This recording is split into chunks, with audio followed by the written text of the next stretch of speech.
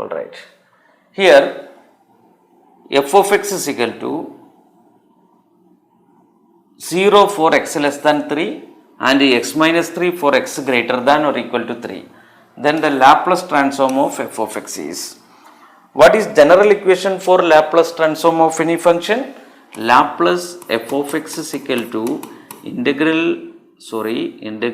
minus infinity to infinity f of x, right? F of x e raised to minus sx dx, alright. But here function given as 0 and x minus 3 for 2 intervals, right? Then how we divide this Laplace f of x?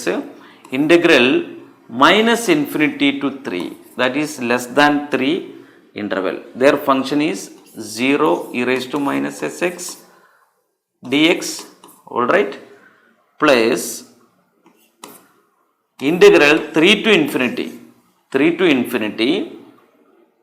infinity means greater than or equal to 3 interval. Their function is x minus 3 e raised to minus sx dx, right? Now we integrate and giving limit. See, x minus 3 we integrate first function into integral of second, that is e raised to minus sx divided by minus s minus integral of differential of first, that is 1 into again integral minus sx by minus s dx, alright. Now if you give here the limit 3 to infinity. Now what happened? E raised to minus infinity 0. If you put 3, this part is 0. Then this part value 0.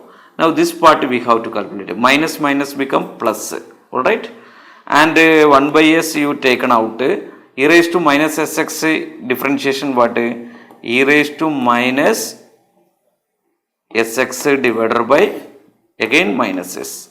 That is minus 1 by s square into, what is the limit? Limit is again the same limit, 3 to infinity.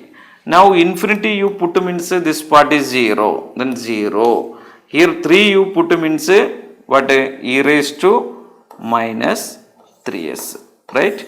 That is e raised to minus 3s divided by s square, right?